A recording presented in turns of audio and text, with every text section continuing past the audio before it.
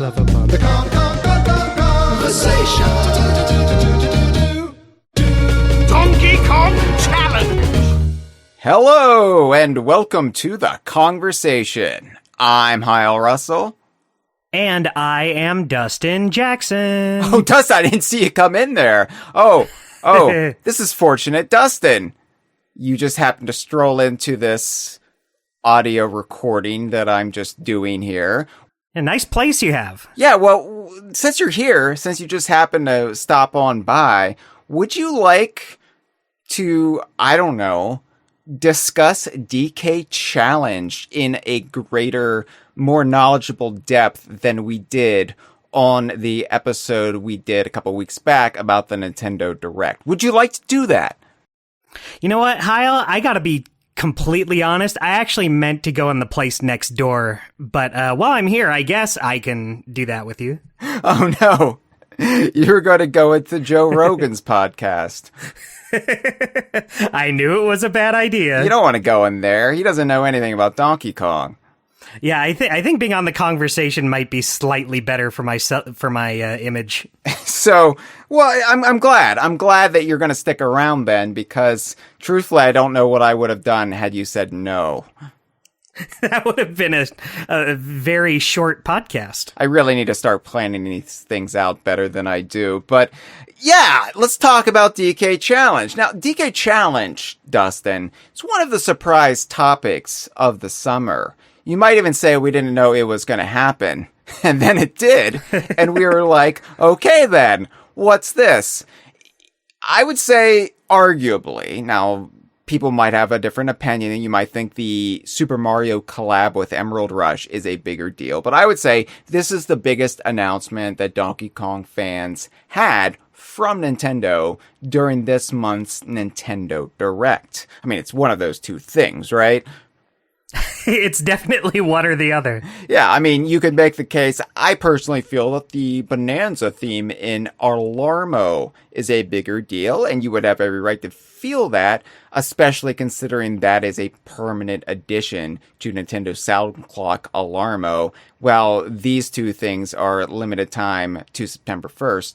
But remember, they did not announce the Bananza theme during the Nintendo Direct, so my original statement holds true.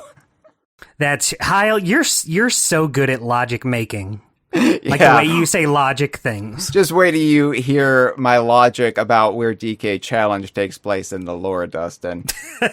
Oh, I can't wait. But yeah, this was weird because usually we get a game or event or whatever, however you want to define this. Usually we get it announced during a Nintendo Direct. And sometimes they're like, it's dropping later that day. But usually, traditionally, we have to wait. It's the announcement and we have a couple of months to a year or so of hype and speculation. The hype cycle was less than 12 hours. It was available when we started recording that last episode we were both on, Dustin.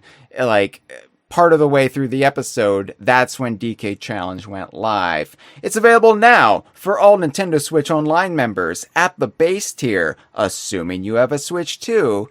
And so, we didn't really have long to sit with this before having to digest it and to do a first impressions episode. So that's what we're doing now. It only lasts until September 1st, as I said, which means we can't even really savor this, as DK Vine likes to do. It's now or never.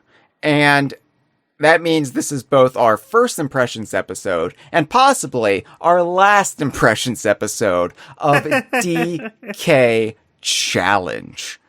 Oh, the pressure's on. Yeah, I've got the sweat beating down my forehead. We need to have all of our impressions. Not just to really get DK Challenge right here on this episode, but I've got a lot on my plate right now coming out of not E3. Hyle, you're a little busy boy. I'm a busy little beaver, like the beavers in Donkey Kong 64. Speaking of which, the next couple of weeks here at DK Vine, here on the Kongversation, we'll be doubling up on episodes. That's right, 2 episodes a week. We've got this episode, which is kind of a bonus episode betwixt your normal uploads. But then, on the next episode, it's Donkey Kong 64 on Nintendo Classics with Courtney. Courtney's going to be back, and we're going to discuss DK64 yet again, this time with the context of, hey, I can play it on my Switch and Switch 2. Could life get any better? Well, hold on to your hat. Are you wearing a hat? No, but I can put something on my head. Put something on your head and hold on for dear life, Dustin, because following that, we'll have a bonus episode where Jeff and I will discuss not only Sea of Thieves Season 19, the recently concluded season of Sea of Thieves, but we'll also delve into some of the recent Xbox woes. Oh, what fun that will be. Sounds like fun. We'll have, after that, a discussion of the Donkey Kong Bananza theme for the Alarmo with the person that I can con to do an episode on the Alarmo with me. But I wonder who the lucky guest will be. I don't know. TBD. I haven't found the mark yet. Who's the sucker?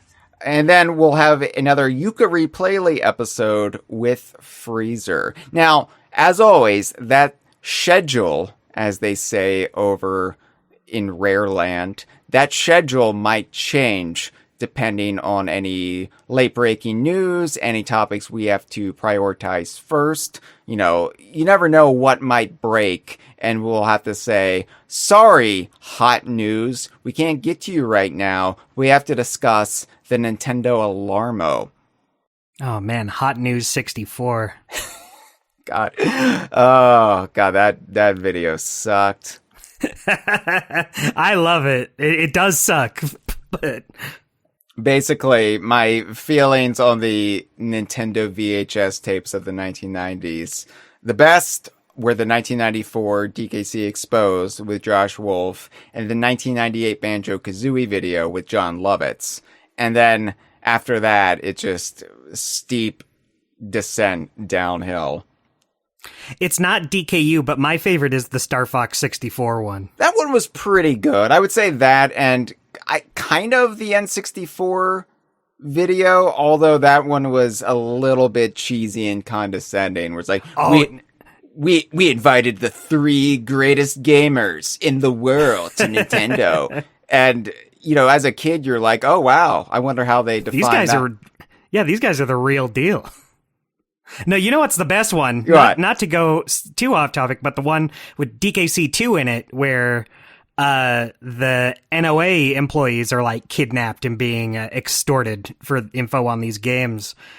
And there's the janitor lady, just like this little old lady who's cleaning in like a prison or whatever. And she turns to the screen. She says, personally, I think Dixie Kong is the coolest. Yeah, maybe we just need to do a video episode, like an episode on all the that VHS would be amazing. tapes. Just get it out of our system, have our yayas. That would be great. I love those, no matter how bad they get. Can't be in the next couple weeks, though, because we have too much to talk about here at the outset of Stinky Ape Summer. But, of course, I couldn't do this job without our lovely, lovely patrons. You know, Dawson, this is what my day has been like so far. I woke up, took a shower, had a shave, maybe did some bathroom stuff out of my holes during that time, had a cup of coffee, took my various pills, you know, my uppers and my calmers and what have you. And right. I got to work. I started doing the show notes for this episode. I then had to watch a stream with Playtonic where they discussed and played some of Super Ukulele Kart, and I had to sort of relay the relevant information for a news article for that, and I had to cobble together the Other Voices audio that I sent by Mitchell, and you know, that's my work day, and I wouldn't have a work day like that without our patrons. So thank you for supporting DK Vine at patreon.com/DK Vine. We do live stream these episodes for our $5 and up patrons. Hello to Courtney, who will be back very soon. Hello to Martrose. Hello to Malik, who was just on the last episode. And we'll be checking in with the live stream as we go. But hello, everyone. Speaking of that Other Voices episode, oh yeah, a new Kongversation Other Voices now available for all DK Vine patrons. It's the non-DKU Nintendo /Rare draft analysis episode. So our patrons voted on the non-DKU Nintendo Rare draft that you, Jeff, and Mitchell did together recently. And I sent the results over to Jeff, and then you recorded an analysis episode about it. Oh, yeah. Oh, that was fun. I love recording with those crazy characters. Of course, these Other Voices episodes, sans me, so far they have all just been the three of you. I guess the format does allow for others, but all other... yeah, it doesn't have to just be us. So far it is, but yes, in the future, who knows? But all Other Voices episodes are always available to our DK Vine patrons at every tier, $1 and up at patreon.com/DK Vine. So check that out. If you just can't get enough Kongversation and you're sick of me, here's the answer. Finally, an alternative. Let's talk DK Challenge. So, again, we kind of went over this, albeit a bit ignorantly, when we did our Nintendo Direct episode. But this is part of the Nintendo Switch Online infrastructure. It's very, very cool as a Donkey Kong fan. Very gratifying, I would say, to load up the NSO app, or however they define it, on the Nintendo Switch family of consoles. You know, it's a little tab down at the bottom, and then you click on it and you go to the Nintendo Switch Online menu, where they usually have the list of things you can play, missions and rewards, special offers, and so forth. But at the very top now, you've got DK Challenge on the sidebar, complete with the little DK insignia. The DK Challenge came in and said, "Get out of the way, missions and rewards." Yeah. Hot stuff coming through. Yeah, so this is all integrated within, like I said, the NSO infrastructure. And a lot of people were kind of surprised or confused or even disappointed that it wasn't standalone software.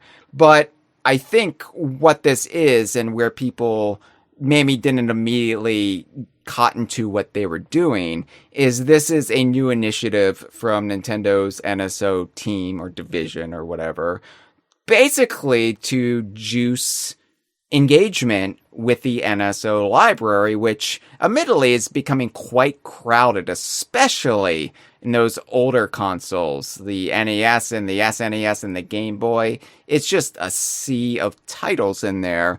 And Hyle, did you know that they have Bubsy on there? I've never played a Bubsy game in my life. And so I just played the first one, because they just came out with a new one. But so I wanted to play the original one, just to have some familiarity. Sure. One of the most miserable games I've ever played in my life, and people say that's technically the best Bubsy game before this new one. Yeah, I can't imagine how bad the other ones are. I've said this before. I would have been the right age for the original Bubsy to come along and for me to say, yeah, I'm going to rent that. I'll try that. And for some reason, I did not know Bubsy existed until, I think, 2019. Wow, that is a long time to not know Bubsy. Yeah, I was just completely in the dark about this mascot character that apparently existed and had multiple games, up to and including in 2026. Oh, yeah. And not to turn this into the Bubsy podcast, but please no. He finally had a good one. finally had a good one. It's from Fabraz, the developers of the Demon Turf games, which are, the first one is DKU. It's got Yuka and Lele in it. And I want to check out Demon Tides, despite it not being published by Platonic Friends. I'm waiting for the Fangamer physical release that comes bundled with Demon Turf for that, but... Ooh, that's awesome. I didn't know they were doing that. Yeah, and that one will be DKU because it has Demon Turf with it, so... Nice. I'm excited to check that out. They're a very, not only capable indie studio that I don't think has made a bad game yet, but they're also very prolific in how fast they can turn them around. Oh, for sure. I don't know how they do it. They must not have any social lives there, but I'm not saying that to insult them. I don't understand their work ethic and how they're able to crank out these 3D platformers so fast. But I think it was a witch's potion. Okay, yeah. I'm fine with that. When you're thirsty, you got to reach for something. Yeah, exactly. I like carbonation, and generally potions bubble. Anyway, let's talk about Donkey Kong, Dustin. Now, this is the first in potentially an unending line of challenge themes on Nintendo Switch Online. So DK Challenge is first, but I assume we're going to get a Super Mario Challenge, probably a Legend of Zelda Challenge, and, Kirby Challenge. And it's just weird for us because Donkey Kong generally is never the first in anything when it comes to Nintendo rolling things out. So for us to get it first, for this fandom to get it first, we're all a bit uncertain. We're all a bit like, but why? What is this? Why is this? We've been so conditioned to not expect to get that sort of treatment. But one of the upshots to Donkey Kong being taken in internally at Nintendo is Donkey Kong is now being treated like one of the big guns. Donkey Kong is being treated with the reverence and respect and fealty to the material that all the internally developed Nintendo franchises generally are. And they have a lot more assets to work with now, especially that Bananza is out and they have all of this sort of content to work with. So DK Challenge, you access it through the NSO app. And the question then becomes, does that mean it's just an event? It's just a little feature on NSO? Or can this technically be defined as a game? The $1 million question, Hyle. It's a philosophical question for sure, because I wasn't sure. I wasn't sure when they announced this. I was like, I'm going to have to wait and see, because this is unusual. We've never really had a circumstance quite like this.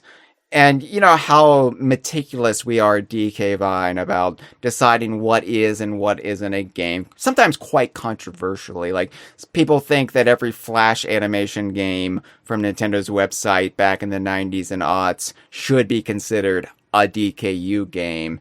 And we're very much like, no, that doesn't meet the threshold for what a game is.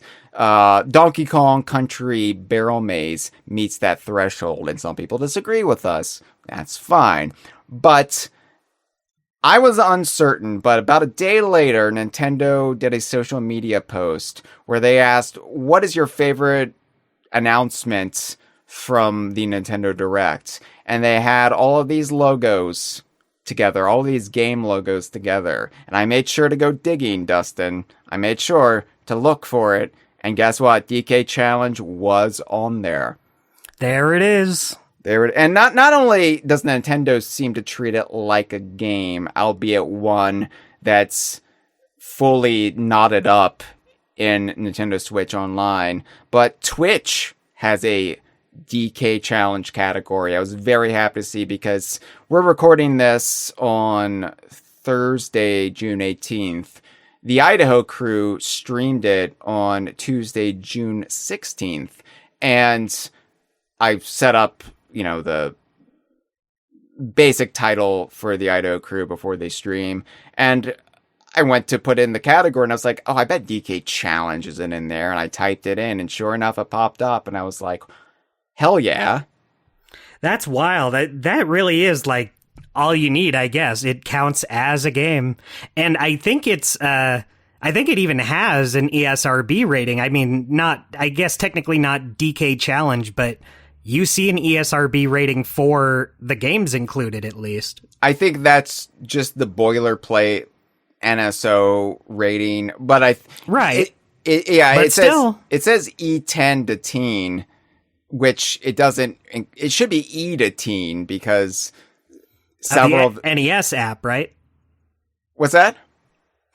Because of the NES app, right? Well, but the original Donkey Kong Country games were KA or everyone, depending on the re-release. So right. Donkey Kong Land, I mean, like, more modern Donkey Kong games get a slightly higher rating because there's more bombastic violence, but back in the day, they were anyway. But yes, I think it counts. I think we can parse this, especially the limited time availability, but even that shouldn't be held against it because there are games, especially like mobile games, that come out and then they're delisted and then they're just gone forever and they're not even playable.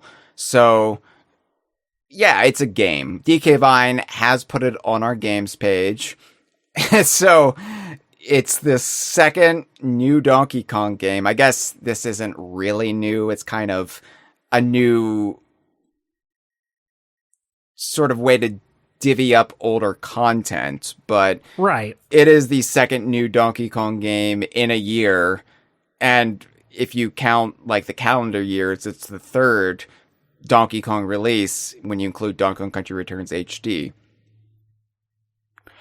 You know what? That makes perfect sense to me. Let's just roll with it, Dustin. Now, you might say, well, it's not really a game. It's just like a menu where you just dive into pre-existing games. But I have an understanding of this, Dustin. I think I know how DK Challenge fits into Donkey Kong lore. More on that later. Spit that nasty stuff. More? Huh? No. Oh, later. Okay. I'm going to make you wait for it. I'm not going to spit it yet.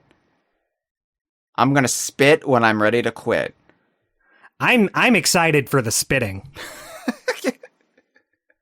I'll try spitting. That's a good trick. That's Star Wars. Anyway, so you go to the DK Challenge tab and you go to start. And I like the logo, by the way, of Donkey Kong like flexing with his silhouette. And then he's like got 3 Donkey Kong stars like spilling off of him. Yeah, that's awesome. I love it.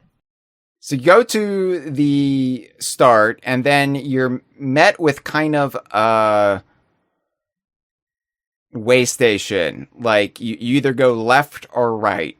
Like, any body politic. You have to choose which direction you want to go in. And I love the way they differentiate the Nintendo Classics Donkey Kong games. Like, just everything pre-Bananza. And then Donkey Kong Bananza. So they've got the 2D artwork that's kind of a trace over of an old Rare render from promotional materials in 1995, I want to say. Like, this is the kind of stuff they would put on kids' books or like tie-in merchandise if they didn't want to use the Rare Kev Bayless render with the sausage fingers. It does remind me of like those like the Donkey Kong Land book, the chapter book. Yeah.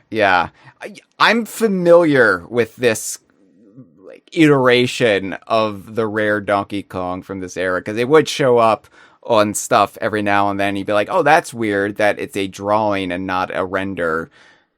Okay. Yeah, but it's neat to see every now and then. I like when we get to see the Kongs done in 2D artwork, just since you don't get that. Yeah.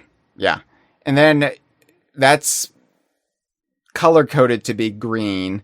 And then the other side for Donkey Kong Bonanza is the render of Donkey Kong running and kicking up pebbles with Pauline on his back, and that's color-coded sort of a golden yellow.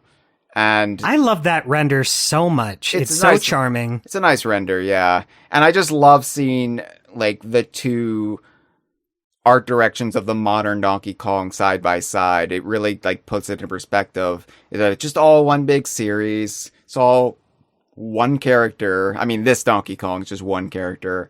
And yeah, it just really warms my heart as a longtime fan, a fan since 1994, who has just followed this obsessively and has just stayed in this franchise. And just seeing that just really makes me feel good. Same. It's not something that we got all that often, just this cohesion of everything together. Yeah, I mean, just within the last year, we're really seeing that cohesion for the first time. Yeah. They've really opened things up, so it's not just limited to the current Donkey Kong is just what you get. Like, the retro era, you're just going to see those characters, those renders. With Bonanza, they haven't just weighted it all to Bonanza. It's still very much like, everything's in play now, and we've even got stock renders of characters like Diddy, who didn't have a huge role in Bonanza, but they're still being utilized as just prominent pillars. So it's really nice. And you go then to the classic challenge. I did all the classic challenges first, obviously. I just played them in the order that they were presented. If you're scrolling left. And that means we have,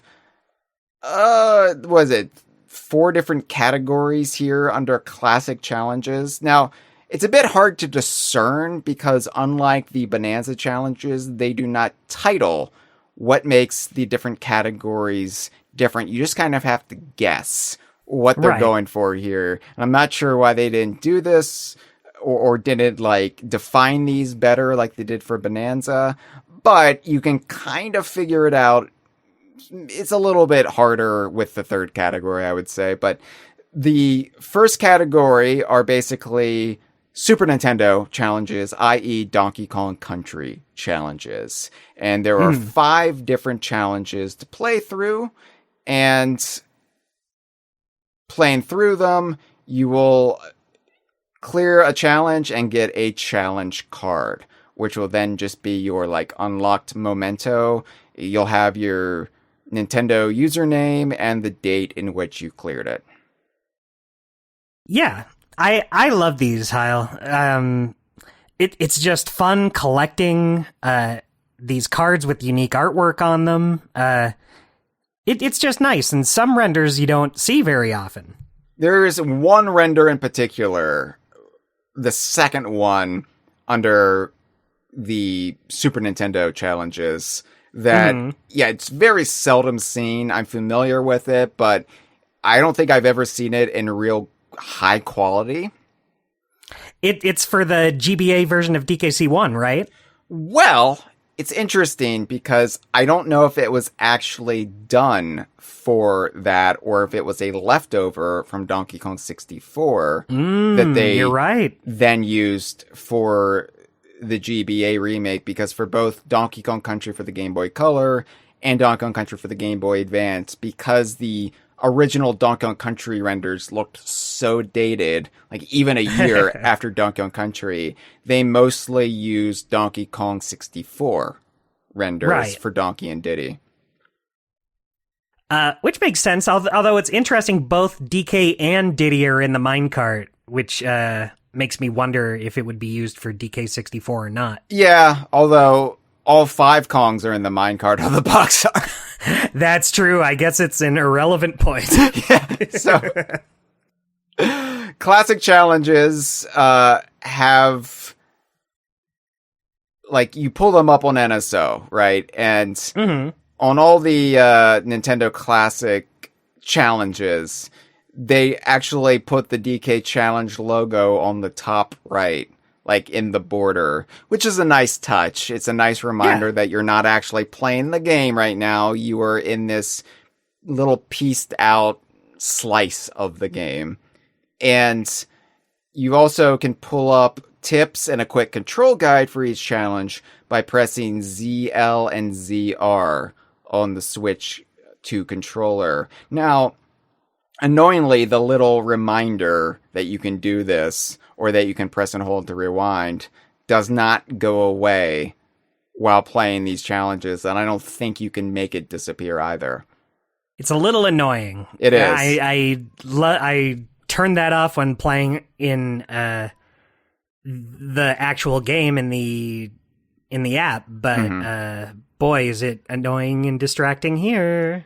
I got used to it. I just tended to block it out, but it was hard. I think it's fine since, you're just here to do a challenge anyway. It's not like you're playing the whole game that you want to focus on. Yeah. So it's fine. Yeah. So I obviously did all but one of the Donkey Kong Country Trilogy challenges first. And these are all color-coded to be green. And each challenge type has an icon that's unique to that. And this one is a hero coin, or DK coin, which I love to see. So I love that. The challenges are Rumble in the Jungle. By the way, these are the North American names. They do have slight variations in Europe and Australia. Oh, really? Yeah. I didn't know that. Yeah. So Rumble in the Jungle, which is a Muhammad Ali reference. It's a reference to one of his famous fights in the 70s. This one is just Donkey Kong Country completing jungle hijinks, the very first level. Easy to do. All of these classic challenges are complete the level, by the way. Yeah. So, and they're very easy. I wish there was a little more variety in what you were supposed to do here, but I get it. I think they're very easy for any Donkey Kong nerd who plays Donkey Kong Country games, or even the classic arcade games. I think this might be challenging to people jumping into this who are... For like an average person which I guess, like, if they put this out for people to kind of familiarize themselves with the DK series, I guess it makes sense to have challenges that are pretty easy. For sure. Yeah, I think that we find this stuff easy, but I think some of these levels might be tricky for those who aren't well versed in the mechanics, like roll jumping, or just like knowing what is around the next corner. Like, a lot of this is just knowledge that we have memorized like the back of our hands because we have been living with these games for decades. Other people, this might be their first exposure. We're basically like the best gamers in the world. No, I'm not even the best Donkey Kong gamer in the world. No, you can say it. You can say it, Hyle. No, Don't sell yourself short. I'm just intimately familiar with the game world, so it's easy for me. Anyway, right. Rumble in the Jungle. And then there's High Flying Minecart, which is another Donkey Kong Country challenge. It's complete minecart carnage. And found this interesting because they edited this ever so slightly. You're not actually starting from the very beginning. They kind of start you right when you land in the minecart. I guess they don't want you to use the warp. Yeah. Which is funny because you can use warps in later levels, which maybe they didn't know about those warps. Yeah, I guess the one in Minecart Carnage is one of the more famous, memorable ones. Yeah, although I would say it's like, is it more well known than some of the sequel warps where they actually have the warp barrel integrated in the game? I think I would say so. All right. I think a lot of people might have found this one because they just fell in the pit accidentally, and then they blasted to the end, and they're like, What happened? What? Huh? When I'm playing anything that's not Donkey Kong. Yeah, that's me when I heard about Bubsy for the first time. I was like, what? What? Who's that? Well, so there's Barreling to the Top, which is from Donkey Kong Country 2. It's completing Canon's Claim. And I don't know if you did this, Dustin, but I obsessively had to get the hero coins and bonus stages. I did too, just because, I know them. Might as well do them. Yeah, there's no reason to do it. You don't need to get those to clear these challenges. It's basically get to the end and get through the exit or hit the target. But in Canon's Claim, I was like, oh yeah, I gotta get the hero coin. Oh shit, it's the hero coin that's in the bonus level at the very beginning. I have to go back. So I just gently wafted down Canon's Claim with Dixie's hair, got to the very bottom, went back in the bonus stage, grabbed the hero coin. That was close. Yeah, whew. There's no need. It doesn't track it, but I just had to get it. My compulsion. Yeah, you do it for the fun of it, for the sheer enjoyment. Barrel Cannon Blowout, Donkey Kong Country 2, Bramble Blast. I imagine Bramble Blast was going to be more challenging for the layperson. Yeah, this one I can see being more of a challenge. I am a little disappointed it wasn't Bramble Scramble, just because I do hold that to be not only the superior Bramble stage, but also maybe my favorite stage in the entire Donkey Kong Country trilogy. Wow, I don't think I could go that I do think it's the better of the Bramble stages. Maybe at least top 5 for DKC2 stages for me. Like, I wouldn't say it's necessarily my favorite, as in I would want to live there. If I had to just, like, warp myself into the game world, I would not want to reside in Bramble Scramble, but I just think as the Bramble aesthetics, like purest representation, as a like Greg Malesian designed level full of lots of fun secrets and utilization of different skills, I think it's just one of the best in the entire trilogy. That's some high praise. It is. I know what I'm doing. And then there is one Donkey Kong Country 3 stage or challenge, Dodging Fireballs, which is the stage Fireball Frenzy in Mechanos. That's an interesting pick. It is. I'm glad they picked one from later in the game instead of just doing like the first level or something. That's an inspired pick. Yeah. I'm not disappointed that it's there. I do think it is kind of surprising. I would like to know their thought process behind which levels they pulled from, because I don't really get a read on any consistency. Like, I can completely understand, you want to get Jungle Hijinks in there. It's the first Donkey Kong Country level ever. It's very iconic. You definitely want to get Minecart Carnage in there because, it's the first minecart level. And after that, though, I'm like, why Canon's Claim? Why Bramble Blast? Well, Bramble Blast makes sense. Everyone loves that music. That is just an iconic level in DKC2. Oh, yeah. I understand wanting to use a Bramble level. You want to get a level with Sticker Bush Symphony playing, but Courtney brings up a good point in the chat. She says, because the music is a banger. If that was like all it was, then I would get it. That might be my favorite music track in DKC3. Yeah. And I guess there's also the parallel then, too, with the Donkey Kong Bonanza Nostalgia 2D Challenge courses. Oh, that's true. Because Jungle Hijinks, Minecart Carnage, Bramble Blast, they're all directly homaged in those challenge levels.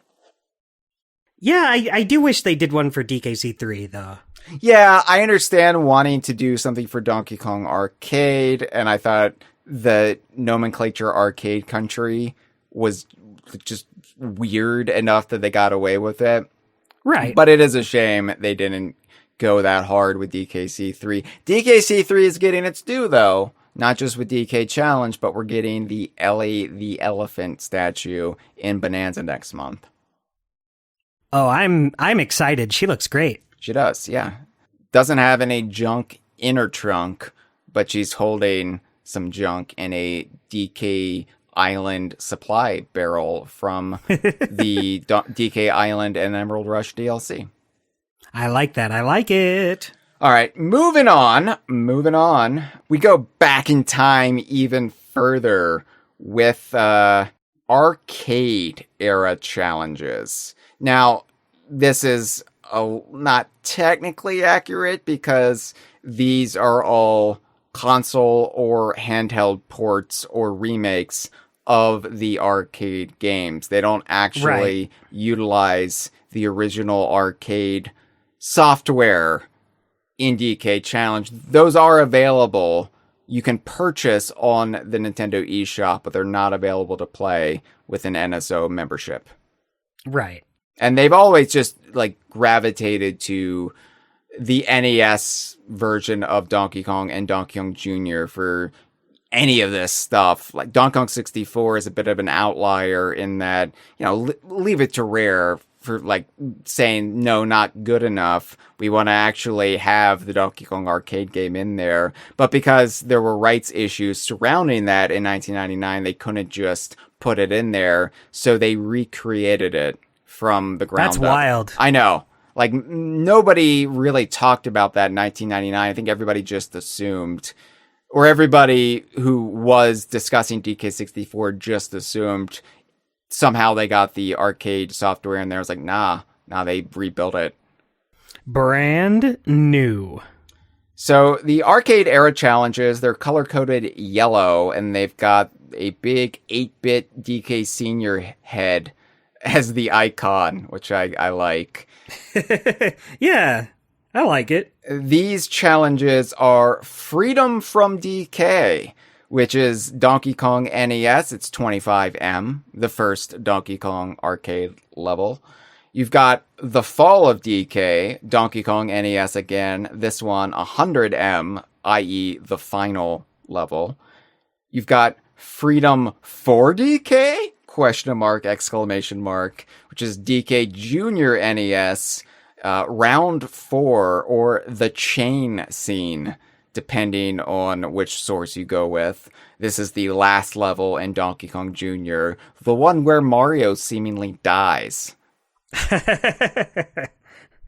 Oh no, I can't believe there will be no more Mario games. And then there is Catch the Key from Donkey Kong 94, aka Donkey Kong GB. It's level 3-1, the first level in the ship world. Fun stuff. I wonder why they went with the ship level, which is a weird pick, and the only thing I can think of is they like the contrast of doing a ship level for Donkey Kong 94, and they liked having a construction site level for Donkey Kong Land. I could see that. I think that 94 level is just a nice, solid stage with a puzzle that's satisfying to figure out. Yeah, I have to say, I am shamefully not that skilled with Donkey Kong 94. Like, I've only played through it once in my life. And same here. I actually just played it for the first time last year. So while I did own Donkey Kong Classics on the original Nintendo Entertainment System as a child, and so I knew how to get around both Donkey Kong and Donkey Kong Jr. challenges, Donkey Kong 94 took me a bit of time to kind of parse out what I was supposed to do. I forgot that Mario can swing on ropes, and I didn't know what was a rope. I didn't know that little line at the beginning was a rope. I wasn't really clear on like how to extend the bridge and get the not thwomp, whatever they are, across the bridge, and I figured it out eventually, but that one did give me some time because I really had to, for the first time in these, not rely on pure muscle memory. Right. You're experiencing it the same way most people will experience the DKC ones. Yeah. Shoes on the other foot didn't feel so good. It humbled you a little bit. It did. It brought me down to earth. So the third category, and this is the category I'm not quite clear what this is supposed to be. These are NES and Game Boy challenges that aren't the other NES and Game Boy challenges. Yeah, I do wish you had some sort of label for. I just want to know what their process is. Yeah, exactly. Because this is where it gets weird. This is signified with the DK insignia on red, and it's a blast with DK, which is taken from Donkey Kong 3. For the NES, it's Greenhouse 1, the first level in the game. I had some apprehension about this because I am not good at Donkey Kong 3. And every time I've attempted to play Donkey Kong 3, I don't get very far because it's kind of a bad game and it's not very intuitive. And you're blasting Donkey Kong Sr. in the crotch. And I'm like, that's Wrinkly's job. What are we doing here? So I was like, I don't know what I'm doing. This is going to take a while. And this feels dirty. Yeah, I sat down to do this. And I sat down. You know when you sit down and for whatever reason, your underwear is twisted, maybe because your pants or trousers are twisted. And so everything is twisting in your nether regions. And you're like, wow, that's uncomfortable. I'm going to have to fix that. So I started fiddling with my crotch garments. And I was doing that and just kind of half-heartedly spraying Donkey Kong in the crotch at the same time. And then before you knew it, I was done. I cleared it. I was like, what? It turns out that's all it takes. Yeah, so I don't know what the process there was, but I cleared it without even paying attention. Well, good for you, Hyle. There's that pro gamer Hyle. Here's a pro tip, Dustin. If you have testicles, make sure they're all twisted up. Writing that down. Like a knotted balloon. So, DK Accounting is the next one. It's from Donkey Kong Jr. Math, of all damn things. Because it's a Donkey Kong game. It's on NSO at the base tier. You know, it's part of Nintendo Classics. You don't need the expansion pack for it. So, yeah, why not include it? And looking at this list in category 3, maybe Nintendo's rationale was Donkey Kong games we consider to be bad. That's why they're in red. Yeah. Which would make me feel bad about the Donkey Kong Land games that come after this. But if we're honest, that might be the case. So, DK Accounting, this is basically, and I don't know much about Donkey Kong Jr. Math either, but you have to basically create a sum. I think the sum was 83. Yeah. Yeah. So, you have to make the number 83, and it's pretty easy. It was interesting. I had never played DK Junior Math before. You have the pink Donkey Kong Jr. at the bottom, who DK Vine argues might be Swanky Kong. And yeah, why not? Why not? And so I was like, oh, happy Swanky got some time in the spotlight this summer. Yeah, good for him. You know, because we don't know what August's Emerald Rush statues are going to be yet, but I don't know. It's just not looking that hot for Swanky. He's tugging his collar. He got in the Super Mario Brothers movie, but where has he been since? Yeah, what has he done for me lately? Yeah, well, he's probably been in the burn unit. You know what? I can maybe let it slide this time. So yeah, this wasn't bad at all. I know how to do basic arithmetic. It was fine. Yeah. I'm bad at I'm bad at math, but I'm not bad at Donkey Kong Jr. Math. Yeah. I mean, it was interesting to experience it for the first time, I guess. Mm-hmm. And I guess if you have to do an educational math game, this at least isn't like the worst way to do it. It's kind of fun. You're still moving around, platforming, climbing vines. Although the title DK Accounting makes me want to see a modern version of Donkey Kong Jr. Math with Tiny Kong. Courtney in the chat said exactly the same thing. Hell she yeah! said DK Accounting should have been a tiny theme challenge. Yeah, well, there's always hope for the future because I think in this new era of Donkey Kong, we can have all sorts of side games, and one of those could just be tax software. Sounds great. I'm excited already. We really need to, take a sledgehammer to Intuit's kind of iron grip on tax software, and who better to do it than Tiny Kong? Finally, a movement I can get behind. And Nintendo would not use AI for their commercials. That's true. Anyway, and then the last three in this category are each from the 3 Donkey Kong Land games, which, I have a lot of affinity for the Donkey Kong Land games. The first one in particular, I do recognize how wonky it is. I know. Yeah. I get it. I completely understand. And to a younger gamer, I fully support you in your journey. If you play Donkey Kong Land and you say this game is trash, I never want to play it again. I get it. All I ask from you is the kindness and understanding that in mid-1995, this was only the second game in the modern Donkey Kong lineage, so we cherished it.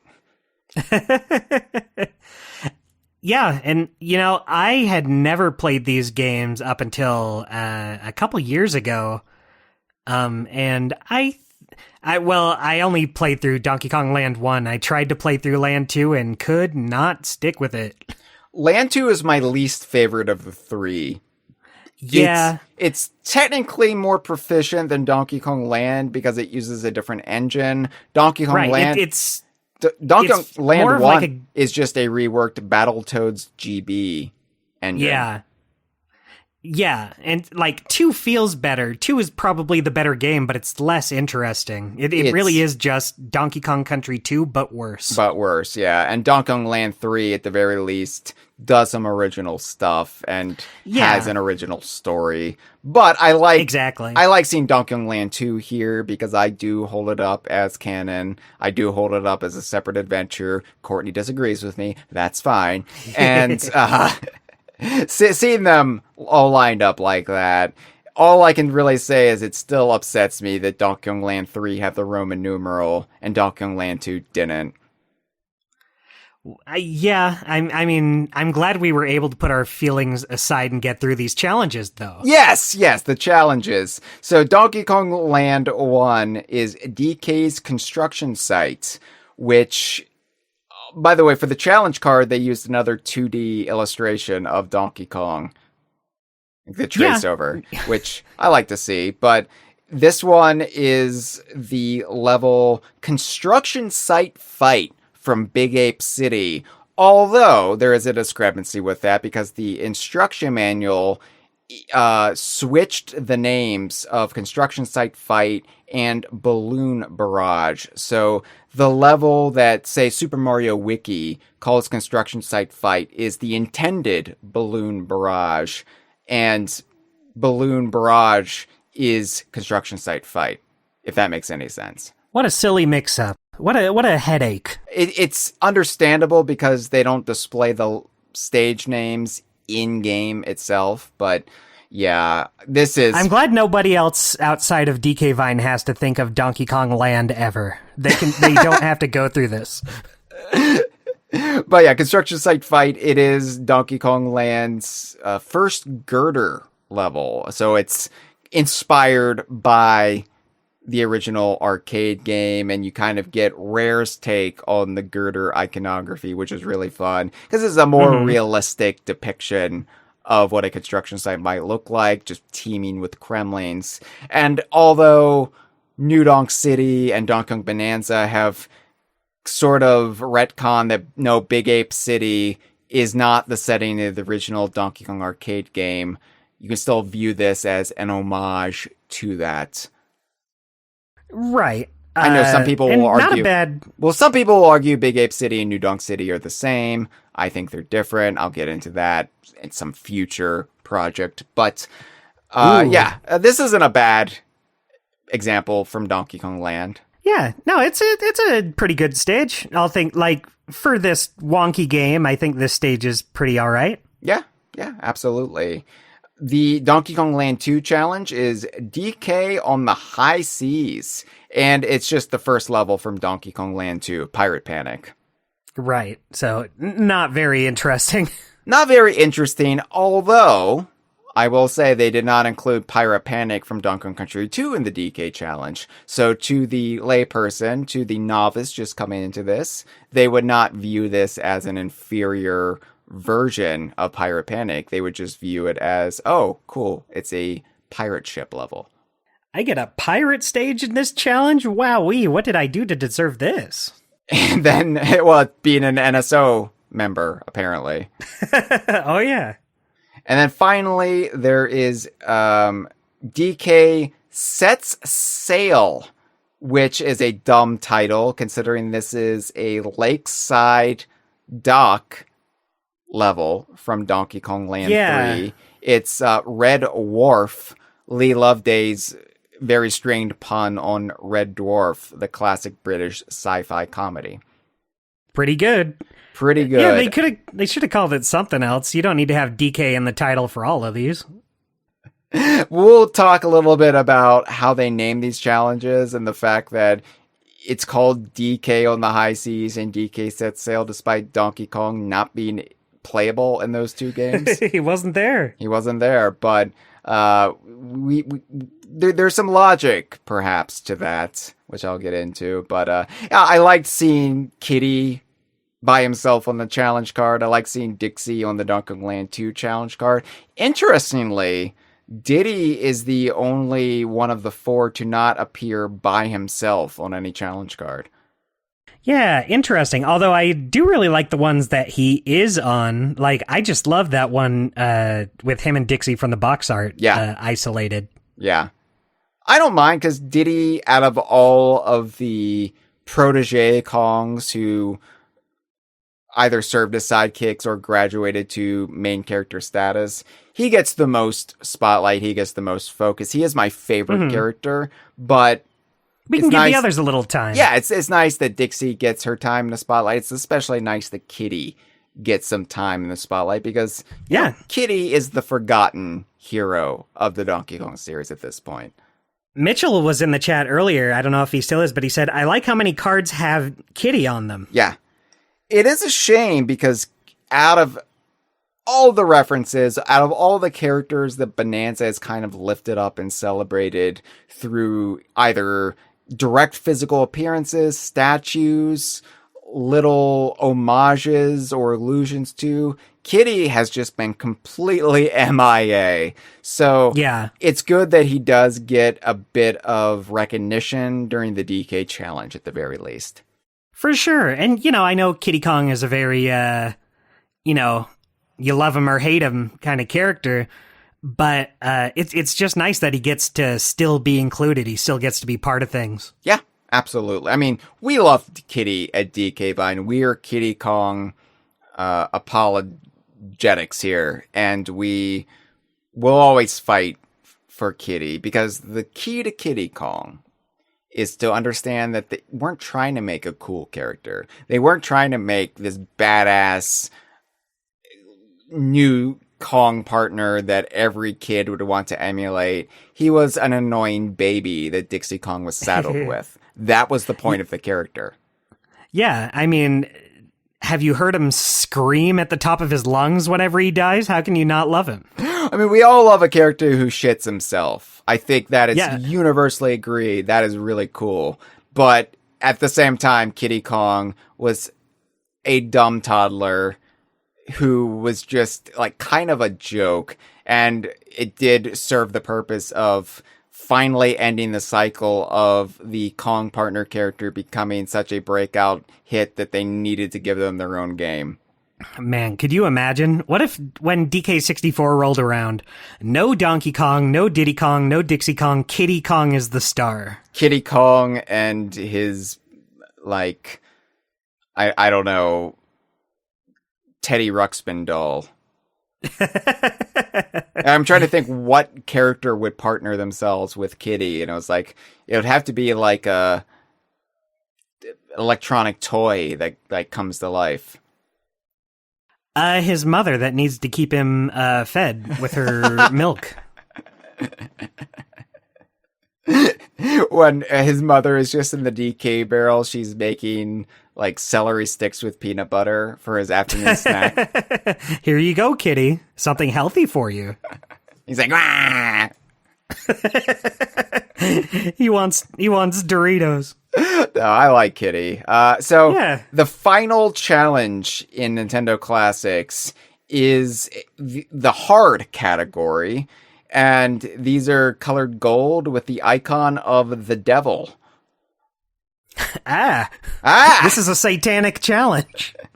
Like I said, I think future challenges in Nintendo Switch Online will also use the devil iconography for their hard challenges. Like, I think this is supposed to be series agnostic, but Right. this one is King K. Rool Battle. It's doing the Gangplank Galleon fight in the original Donkey Kong Country from start to end. Another one that's not too hard for us, but yeah, definitely would be challenging for other people. I mean, when you know how to evade his jumps and the cannonballs, yeah, it's pretty easy. But I would argue those cannonballs can still trip you up. Oh yeah, for sure. It still tripped me up when I was doing it. Yeah, like, you can misjudge where they're coming down and easily get hit by them to this day. So, And even if it is easy, it's fun. It's fun. It's I fun. love the music. I love the setting. It's just a great boss battle.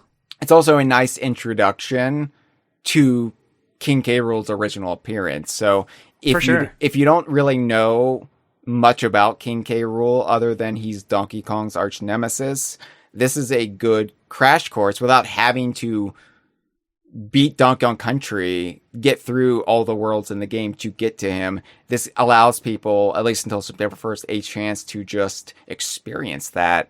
And you get to be introduced to a lot of different elements, like the Gangplank Galleon, like his penchant for faking you out with his defeat. And Yeah, it's great. So yeah, you clear all those challenges, and then you're done with the Nintendo Classics side of the board. You do get a fun all challenges cleared little card, which has different character sprites or pieces of promotional artwork or renders. And there are 10 different, well, not 10 different characters, but 10 different representations of characters on this. There are surprisingly 3 Donkey Kong seniors on this. Like, all the young version, no crankies, from DK NES, DK3, and DK94. That is interesting. There's no crankies, but I guess if you're not counting the original DK sprite, Cranky in his modern day design is not here at all. No, Cranky does not appear as Cranky Kong in these DK challenges, so it makes sense he was excluded. Or he was he was excluded in that form, and honestly, I'm sure Cranky would want to be depicted as this large, muscular Adonis of a gorilla. Cranky in his prime. This is the way Cranky still views himself when he looks in the mirror. Yeah. So you've got that. You've got Donkey Kong Jr. from DK94, and you've got modern Donkey Kong. I'll let you all debate at home whether they're one and the same or not, but you've got the modern Donkey Kong from the original Donkey Kong Country, which, you know, I was thinking, I bet they're shying away from using the 1994 rare renders of Donkey Kong, but they really don't. He's included on the one riding Rambi with Diddy hanging on from Rumble in the Jungle, and he's included here. So, I like seeing this version of Donkey Kong. Like, this will always be like my favorite look for Donkey Kong, and I fully recognize how shoddy those original ACM renders are, but I have such a deep, profound nostalgia for those. There's a charm to them. There's such a charm, and yeah, I mean, that was everywhere during Donkey Kong Country Mania. Like, you saw those way more than you saw the later renders where they added the fur. So, right. like, I just hold those deep within my heart. So I'm glad to see it. I'm glad they're not shying away from using it. And then you've also got one Diddy Kong from DKC2, one Dixie Kong from DKC2, one Kiddy Kong from DKC3, one Rambi from DKC, which is the only render they had of Rambi, and you've got one King K. Rool. Now, this render is technically from Donkey Kong 64, but it's a render that's been retroactively used for Donkey Kong Country a couple of times in the last couple of years. Since 2024, Nintendo has used this render for the Nintendo profile icons on the Switch, and here they're using it to represent his appearance in DKC. I guess it makes sense. Yeah. There's nothing about it that couldn't be used for DKC as well. And it's just a good render. I said on social media, I think the reason is they've got this render on file in near HD quality. Like, the assets that Rare sent over for these were much larger in 1999 than the little JPEGs and GIFs in 94. So, like, right. I do wish they used the one with him holding his hand up to his mouth, though. Yeah, that's my favorite. You won't see that one in high quality anywhere. Right. But I know fan archives like DKC Atlas, Super Mario Wiki, or even DK Vine, like, we don't have the resources that Nintendo has to pull from, but I do wonder how many of these they actually have on file internally, and how many they would have to track down from their various international subsidiaries or from Rare themselves. Like, how many of these only exist in their original Prime form on floppy disk in a shoebox somewhere in Twycross? Right. And like I said, this K. Rool still looks great, and it is his King design, so it works perfectly fine for DKC. Work. It just, sticklers for historical accuracy will say, actually, that one was from Donkey Kong 64. They thought they could fool us, I see. So yeah, I cleared these all in a day. June 10th, I got through all of these. All easy for us. Yeah. I decided I'm going to start checking out the Bananza challenges. And Bananza works a bit differently, because Bananza, being separate software from the Nintendo Classics, you can load Bananza from DK Challenge, assuming you have either downloaded it or you have the game card already in your Switch 2. But you're not going to automatically be warped to where you need to be for these challenges. You have to manually trek to where the specific challenges are located and do it from there. Now, DK Challenge does provide a map when you look at the challenges of the general location for these, like, challenge courses or arenas or wherever. Like, they will tell you. Very nice of them. Very nice of them, because I couldn't remember where the Anticoid fight was. I was like, where is that in Freezer Lair? Well, there's just so much in this massive game that I couldn't remember where any of these were. I was like, I don't know. Yeah. So very nice. Likewise, if you just play Bananza sans DK Challenge, like, you're not even thinking about DK Challenge, and you just happen to clear any of these objectives, if you then enter DK Challenge, bam, it'll give you a challenge card. Yeah. So there are the Bananza transformations as the first category. These are really, really, really easy to complete. Now, I think some of the logic behind these was, there are people who are just getting Bananza for the first time, or this might inspire them to pick up Bananza, wanting to clear the DK Challenge. And so, like, these Bananza transformation challenges, it's basically get to this point in the game, get that Bananza transformation, and go wild with it. And for us who have been living and breathing Bananza for the last 11 months, it's whatever. But I think for the person coming off the street, just dipping their little toesies in the waters of Donkey Kong for maybe the first time, this would be more of a feat to, like, get to the Snake Bananza. Yeah, for sure. So yeah, this is just use Kong Charge Punch, use Zebra Water Dash, use Ostrich Egg Bomb, use Elephant Water Vacuum. You specifically have to vacuum up water with the Elephant Bananza, and use the Snake Slowdown Glare, and then you unlock all 5 of these. And I knocked all of these out on DK Island in under a minute. Oh, for sure. Same. Yeah, I just went to DK because I basically reside in DK Island all the time. I just permanently park near DK's treehouse because it's home.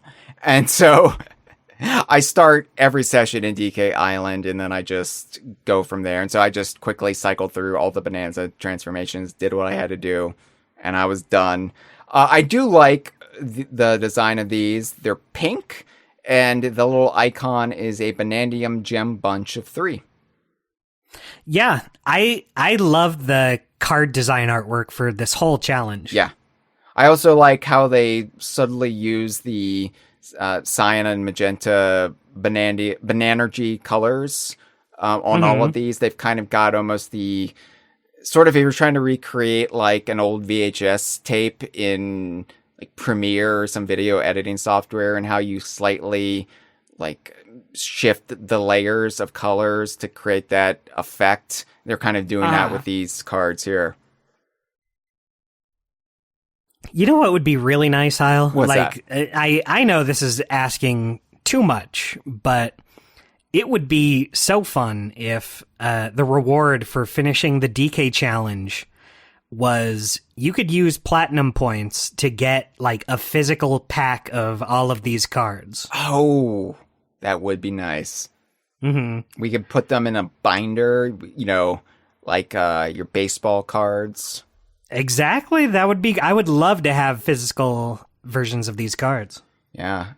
I know. Nintendo's really all about digital trading cards at the moment. They did that promotion on Nintendo Today with the Super Mario Galaxy movie. But it's like...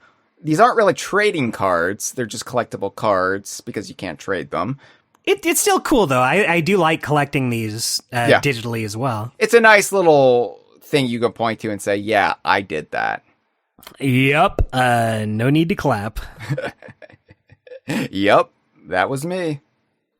No big deal. So the next category is To the Planet Core.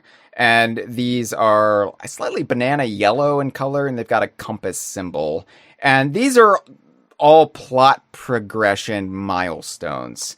These will automatically be cleared after you access a saved file in Bananza where you've done this. So for the majority of the people listening to the conversation in real time, these will be the first you clear. Yeah. Because you've already done this, and the game thankfully doesn't make you redo this. It's not like, start a save file from scratch, play through the game. I'm very glad. They're very kind, yes. There's Grumpy Kong Battle, Poppy Kong Battle, Void Kong Battle, the Harmonial Battle, and Planet Core's Secret, which is beat the main game. Yeah, and, you know, I get why they couldn't or didn't want to use K. Rool for this last one, but I still wish they did. They're being very, very careful because they know Bananza's an evergreen title. Look, I was just talking with Ben Cosmina, vintage DK Vine staffer, who kind of lapsed from the fandom for a while, but has been playing Donkey Kong Bananza for the first time, and he knew about K. Rool, but he did not know about everything else, like the fact that the Kremlin crew is in there, and the whole, like, fake out with K. Rool, and the first part of the battle, and, like, he didn't know any of that, so his mind is kind of blown right now. And that's so, awesome. Like, that's 11 months in, and so I do understand Nintendo not wanting to broadcast, hey, King K. Rool is the final boss of Donkey Kong Bananza. So I respect that. Yeah, I do hope that Band-Aid is ripped off at some point, though. I don't want K. Rool to just be a secret forever. I mean, I think what's going to happen is the next Donkey Kong game that comes out, maybe a 2D platformer, will probably have K. Rool in it, and it won't be a secret there. And so you'll see K. Rool kind of more front and center. But, I mean, look, Nintendo today uses K. Rool for animations. Right. Like, so it's technically already out there. They've acknowledged the Gangplank Galleon is in the DK Island DLC. So it's like, it's out there. You can kind of put the pieces together, but Nintendo just doesn't want to come out and say, yeah, K. Rool's the final boss of Bananza. Right. So anyway, yeah. Cool to see. Glad I didn't have to do it again. Speaking of not having to do again, feel the nostalgia. So these 4 cards are all from the aforementioned 2D challenge courses throughout Bananza. You've got the first one is just called Find the Hiding Spot. So the specifics for this are a little bit different than the other 3. You don't necessarily have to clear Nostalgia Country, which is the jungle hijinks homage in Hilltop Layer. You just have to find the Bananium Gem hidden in DK's treehouse at the very start. See, that's I wish we had a few more challenges like that, where it's like finding a specific thing or doing something other than just beating a challenge, doing a move, something that requires going out of your way and doing something a little weird. Yeah, it would be like find the hero coin in Cannon's Claim. Yeah, exactly. I wish we got a little more of that. Yeah, I completely understand, especially because the next 3 are just clearing these challenge courses. It's Escape the Maze, which is get to the end of Bramble Country in Forest Layer. It's Minecart Madness, which is get the Bananium Gem at the end of Minecart Country in Resort Layer, and Jump Those Girders, which is get the Bananium Gem at the end of Arcade Country in Radiance Layer. All of these are green-coded, and they've got another DK insignia as their symbol. This one all green, though, like a lime. I love the way you said that. Jump those girders. Look, so all of these challenges up until this point have an exclamation mark at the end. So I really should have been shouting all of these. You really should have. And with Jump Those Girders, I can't really say it in any other cadence. It's like, Jump Those Girders. That's good. See, that's why I like doing the Kongversation. I get little treats like that. Like, I can't say that without, like, poking my tits out. Jump those girders. So, yeah. Anyway, these are also cleared if you've already done these in your save file of Bananza. Which I wouldn't have minded just doing these again, honestly. No, they don't take too long. They don't take too long, and they're pretty fun. It's a pretty novel way to reference past Donkey Kong games in a fresh way. Mm-hmm.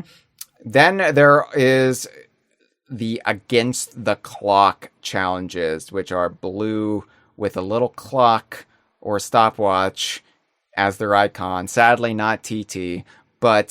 story of our lives. Story of our fucking lives. It's never TT. But one of these days, that means it has to be. One of these days, something's got to give, and either Rare will finally succumb to our wiles, or Nintendo will hear the call, and they'll negotiate with Rare to use TT. But the Against the Clock challenges, this is where things start to get a little hairy. This is where the challenge really starts to kick you in your little tush, and you've got 5 different challenges, and these are all various like challenge courses, non-2D, or like enemy battle arenas. And you've got to clear these under a certain threshold of time. Now, this is where I'm currently at in my DK challenge journey. I've only done the first 2 of these because I don't want to, if you'll excuse the vulgarity, blow my wad on DK challenge before July even. Like, we have until September 1st. I don't want to leave it to the last minute, but I also kind of want to savor this. Right, you're edging. Yeah, you know what? I've talked a lot about edging recently on the Kongversation. I do believe it is a practice that one should adhere to improve your sexual stamina. And I am also a proponent of edging when it comes to DK challenges and so forth. I'm glad. I'm very glad for you. Now, sadly, though, my ability to last very, very long does not come in handy, so to speak, when it comes to the against the clock challenges, because you have to do these very, very fast. That's my least favorite way to do anything.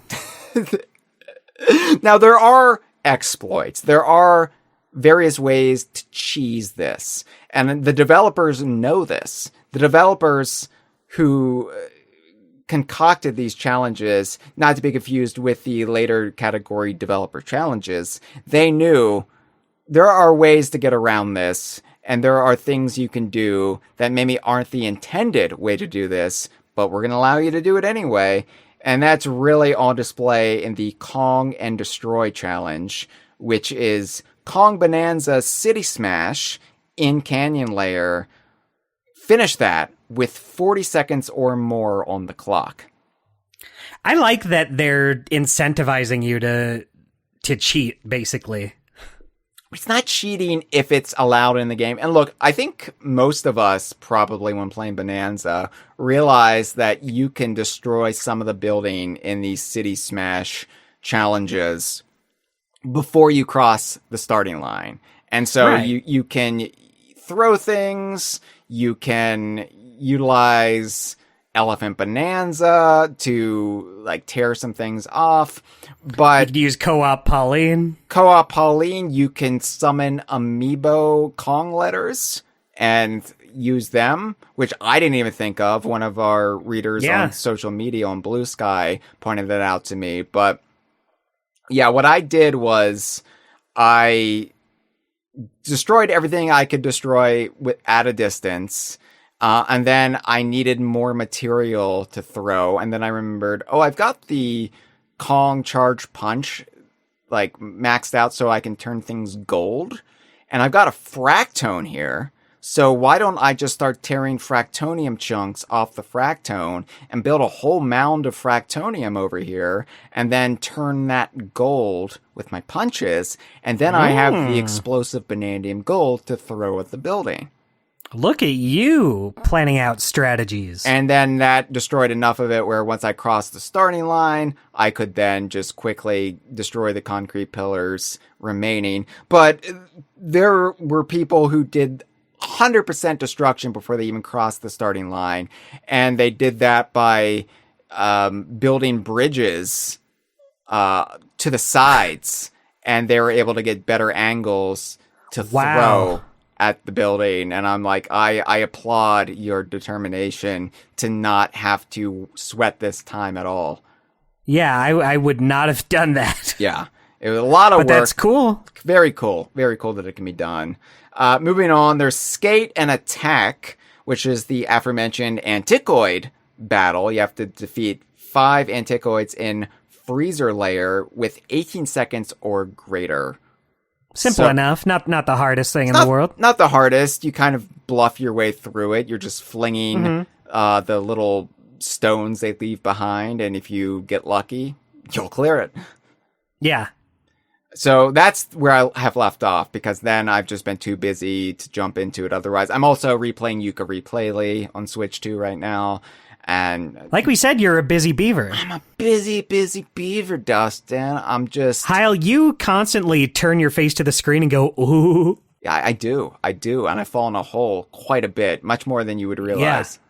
That's my favorite quality of yours. I'm always chuckling and I'm always in a dank hole. What else do you need? But moving on, the next one I have to do is Dig and Freeze, which is doing the Quick Surface Ice Treats Challenge in Landfill Layer with 60 seconds or greater on the clock. So, Hyle, are you scared of this one? Do you have fear in your life, Hyle? I'm a little apprehensive about all the ones remaining on the board for me, Dustin, because for one thing, landfill layer, it's just a pain to navigate landfill layer. Like, even getting there, I'm like, ugh, yeah. Well, it's easy because it's like right near one of the checkpoints. I know. It's just a straight shot. But I feel bad for Pauline because whenever I'm navigating the various like dirt mounds of landfill layer, there's going to be peekaboo-boids, and she's going to go, ah! Ew! She hates them. And so I know. Anyway, and this one I remember being a bit of a chore getting the physics right of the little frost sprinkles. Right. Well, Hyle, we're kind of at a crossroads here, so I'm going to ask you. We have an episode we got to do about this, but you have not done these challenges yet. So I'm wondering if I should even talk about them before you've done them. I mean, I think you can maybe drop some words of wisdom. Okay. The thing is, Bananza. All of these challenges, even the hard ones, DK Challenge does give you an example. You can press the button and see like the pro method of clearing it, or at least it gets you started. You see like a few seconds of how you go about doing it properly, and then that kind of gives you the idea of what path to follow. Right. So the thing about this one, about dig and freeze, is it's easier than you think it's going to be. With the elephant Bananza, right? No, you could just do Kong Bonanza. If you just follow the path they give you, you can just do it. Okay. It's just simply follow the path, go as fast as you can, and it just easy. I'll trust you, Dustin. Yeah, I mean, it's not like, the easiest cakewalk in the world, but it is maybe deceptively easy. Okay. All right. I've never been part of a cakewalk. Me neither. I wouldn't want cake that's had feet in it. No, isn't a cakewalk like a fashion show, but with pastry? Like, I don't know if that's real or not. I don't know if you're doing one of your little Hyle bits. No, isn't that a thing? Like, people bake cakes, and then everybody like brings their cake to the event. It's like churches and fairs and what have you, and they call that a cakewalk? Like you just have like a thing where people bring their cakes to like a festival? And it's like a bachelor or bachelorette auction, like one of those where people are like, I want that tasty cake, and they bid on it. Isn't that a cakewalk? If it is, I've never heard it used in that context. Am I just making up this custom that I imagine happens in rural communities? It would be weird because it sounds like something that could be real. If I can't even figure this out, how am I going to do some of these challenges in DK Challenge? Oh, so Courtney in the chat says, Hyle, it is like a church thing, but it's like musical chairs. What? So you don't even get the cake you want? It's just like... Oh, you can win one, Courtney says. Okay, I thought it People was bring like... in cakes and you can win one. I want that scrumptious little pastry. I bid $300 on it. You could get a cake for like $10 at the store. I know, but it's the thrill of the hunt. It's beating out others. You want to be the one to get that cake. The cake would be so much sweeter knowing that somebody else really wanted it, but you're the ones who got your grubby fingers on it. You have to eat it right in front of them and say, You just this is good. You lick the frosting very, very slowly. Oh, if only there was anyone here I could share this with. But you make sure you lick the entirety of it, so that just brings it off the table. And then you're like, by the way, Ooh. I have COVID. Ooh, I guess no one else gets this. All right, well, I'm going to have to research the notion of a cakewalk, because it is a thing. I was right, it's a thing. It's not just an idiom. Yeah, see, I just thought it was the idiom, but I guess I'm the idiom for thinking that. Here's the thing, it's always used in reference to something being very easy. I've tried baking. I'm not good at it. Hey, it's no cakewalk. Good. All right. Moving on. Miracle shots. I need a miracle shot if I'm going to attempt to do some of these. Hey-o. This is the Buzzoid ×3 battle in Forbidden Layer. And you have to finish it with 20 seconds or greater. So not only is Forbidden Layer creepy, it's scaly, but you have to do this, and it's with the terrain that, like, it's like Fractonia, but it self-replicates in a distance, or whatever it's called. I forget the name. Hyle, do you want Dustin's words of wisdom for this one, for this challenge? Give me that tip. Okay, so the way to do this one is do it well and fast. Thanks, Dustin. That's about it. It's a hard one. All right. It's a hard one to do. The final Against the Clock challenge is Thorny Surfing, which is the Thorny Hill Speed Surf challenge in Hilltop Layer, but with 25 seconds or greater on the clock. Easy enough, just not really that hard a challenge. Yeah. I was like, why is this one last? Yeah, I would have put that one up near the top. Yeah, I mean, even chronologically, it's just in the wrong spot here. Yeah, but, you know, it was fun to do. It was just a nice, fun little challenge in the game itself, so... Well, let's talk about the worst of the worst, then. Let's talk about the developer challenges. These are all colored gold, and they have the devil on them. I call these ones the dick kickers. Yeah? Yeah. DK. Yeah, perfect. The DK challenge. Yeah, you thought it was Donkey Kong all this time? Hell no. It's Dick Kicker Challenge. And that one's way more accurate. These are 5 challenges supposedly concocted by the Bananza development team to make you cry. Yeah, they are very hard. All of them. Some more dick kickier than others. Yeah, we've got Demolition Challenge. By the way, these are the only challenges that don't have exclamation marks at the end, because these mean business. These are serious. There's no merriment or mirth here. This is buttoned up. We're not here to have fun. This is professional. Even the accounting one had an exclamation mark.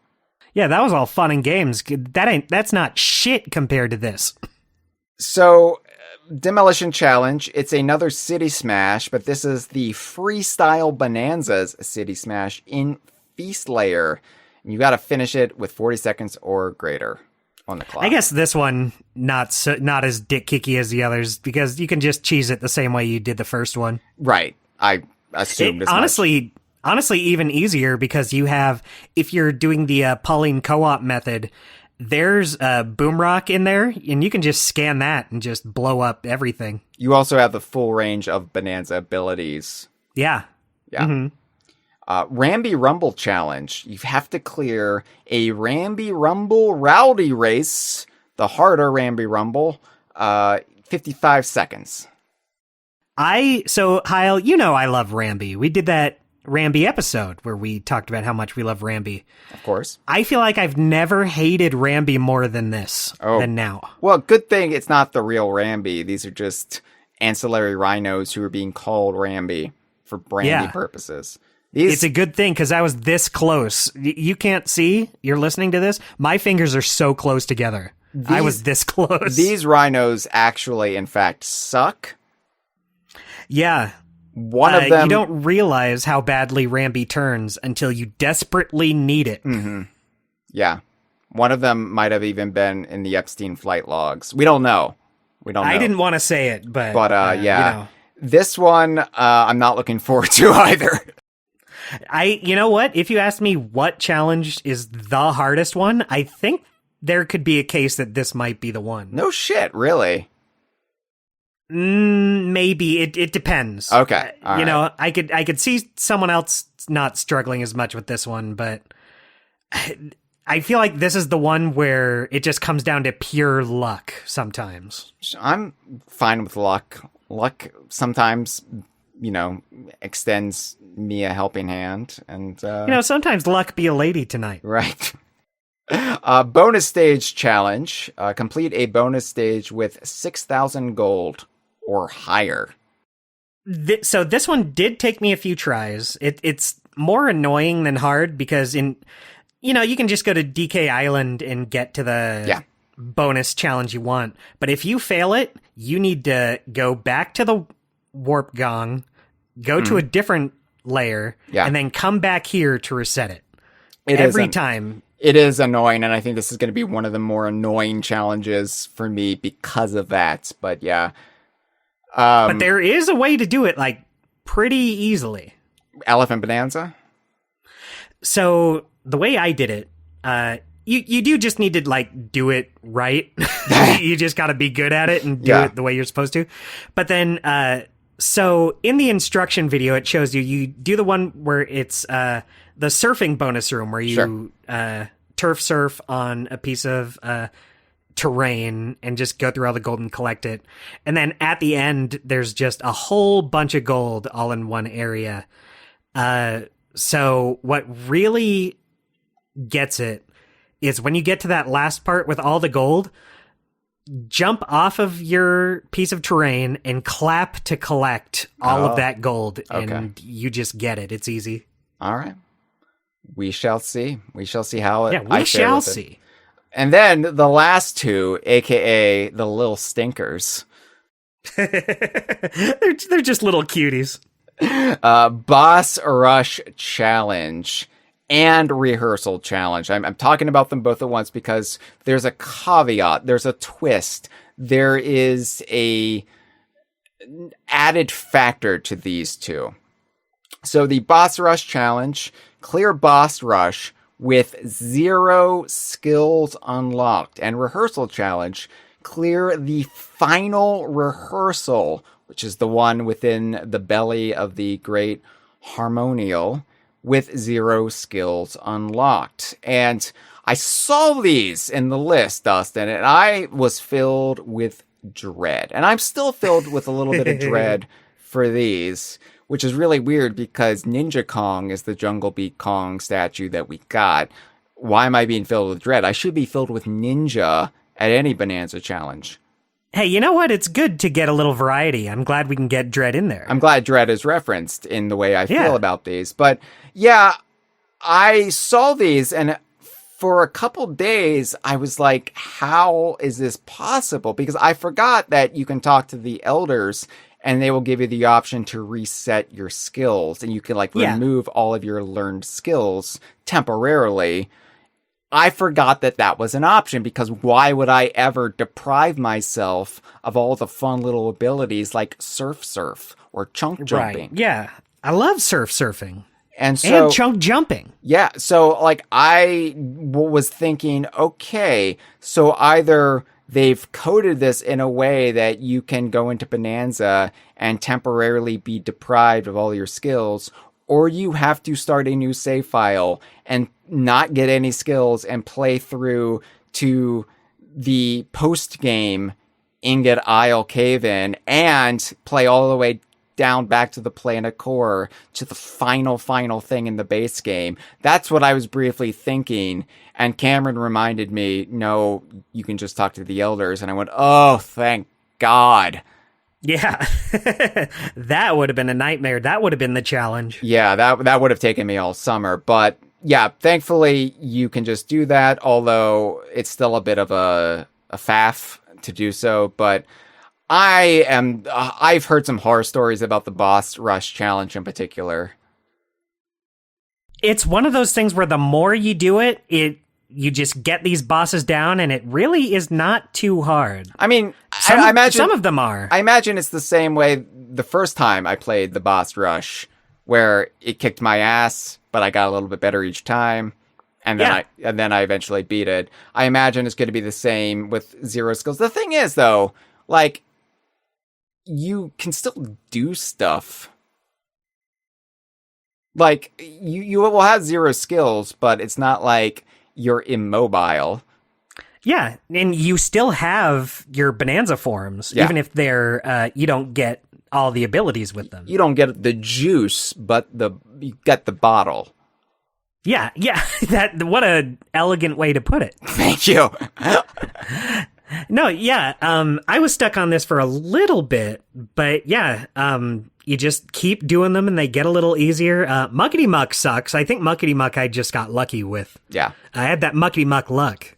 Muckety Muck sucks, but you had the Muckety Muck luck. And then Muckety Muck got fucked. Yeah, well said. What an eloquent way. Honestly, though, the rehearsal challenge is the one I'm dreading a little bit more.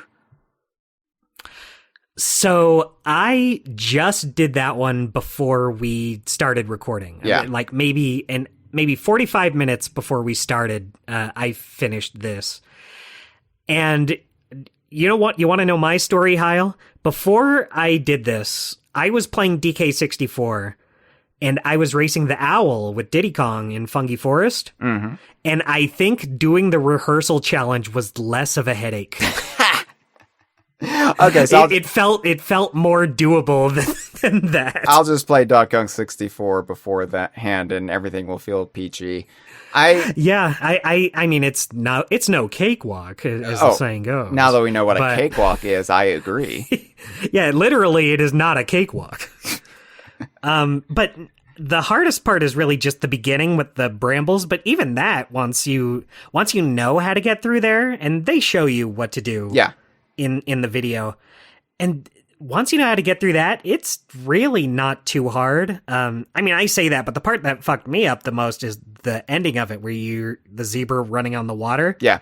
I would get all the way to the end and then just lose constantly there and have to do the whole thing over again. Mm-hmm. But eventually you do it, and it's not too bad. Yeah, a lot of before you actually do it, it feels impossible. Mm-hmm. Like, I was like, how the hell am I going to do this or the boss rush? This feels Herculean tasks. But really, they're really not. Yeah, a lot of the challenges in Against the Clock and developer challenges do seem to play on the notion of using the game's physics and your natural abilities to just, again, cheese it. And yeah, I just have to remember that and trust the process. Yeah, trust the process, Hyle. So you then get the all challenges cleared for Bananza, which is just Pauline in her diva dress. Yeah, that's nice. Nice little congratulatory image. Yeah. Now, should Donkey Kong 64 have been included, Dustin? Should Returns HD have somehow been included? This is a question that I think a lot of fans have been having since DK Challenge was announced. And ultimately, I do understand why only the base tier of Nintendo Switch Online and Donkey Kong Bonanza, and therefore owning a Switch 2, were the criteria included, since you don't want to gatekeep this behind too many barriers of entry. Right. There's already the base NSO barrier and then the Donkey Kong Bonanza barrier. Anything else maybe would put people off more. And the thing is, you don't need Donkey Kong Bonanza to play this. You can just play the half of this. Yeah. That's the Nintendo Classics. And, like, if the goal is to get people to engage deeper with the NSO library, try out games and series that they're not personally invested in or have never given a shot, then, yeah, you don't want to make this seem like, oh, this is only for the real big Donkey Kong fans who have everything already. Right. And I will say that is something that maybe puts me off a little on how they're handling these challenges. Like for the DK challenge, perfectly fine. I already finished Bananza. But what happens if, like, they do the Metroid challenge next? I don't have Metroid Prime 4. And if I do, like, if I got it, I certainly wouldn't have it finished in order to do challenges that I assume would be on the same level as they are here. And that might put me off of wanting to do them. Yeah, although I would argue that the whole point of this is to really get people eager to try out these games or to even purchase Switch 2 games. Mm-hmm. So, I mean, it's all a bit of marketing, isn't it? Like, this is all kind of sleight of hand. This is a game that's designed to get people to play more games.